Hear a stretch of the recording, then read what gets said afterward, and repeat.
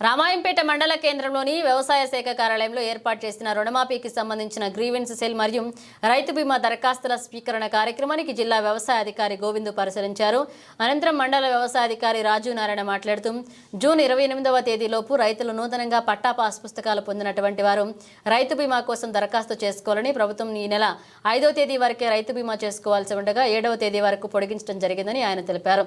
జిల్లా వ్యాప్తంగా 14,495 మంది రైతు బీమా చేసుకోవాల్సి ఉండగా వారిలో 8,733 మంది రైతులు చేసుకోవడం జరిగిందని, మరొక 5,762 మంది రైతులు దరఖాస్తు చేసుకోవాల్సి ఉందని, రేపటిలోగా దరఖాస్తులు చేసుకోవాలని ఆయన సూచించారు. ఈ కార్యక్రమంలో మండల వ్యవసాయ అధికారి రాజనారాయణతో పాటు వ్యవసాయ విస్తరణ అధికారులు శ్రవంతి, సాయికృష్ణ, తేజస్విని, రాజు పాల్గొన్నారు.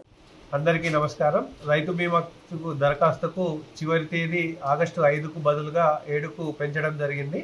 మన క్షేత్రస్థాయిలో వచ్చినటువంటి అభ్యర్థుల మేరకు రాష్ట్ర ఉన్నతాధికారులు ఈ అవకాశం కల్పించడం జరిగింది. ఇంకా రైతు బీమాకు దరఖాస్తు చేయని రైతులు వెంటనే సంబంధిత వ్యవసాయ విస్తీర్ణానికి దరఖాస్తు ఫారంతో పాటుగా పట్టాదారు పాస్ పుస్తకం, ఆధార్ కార్డు, నామినీ ఆధార్ కార్డును ఇవ్వాల్సిందిగా కోరుతున్నాము. దీనికి సంబంధించి 14,495 మంది రైతులు జిల్లా వ్యాప్తంగా ఉండేవారు. దానికి 8,733 మంది రైతులకు దరఖాస్తు ఫారం చేయడం జరిగింది. 5,762 మంది రైతులు ఇంకా దరఖాస్తు చేసుకోవాల్సిన అవసరం ఉంది. వీరు వెంటనే రేపటిలోగా దరఖాస్తు ఫారాలని అందజేయాల్సిందిగా రైతులకు విజ్ఞప్తి చేయడం జరుగుతుంది.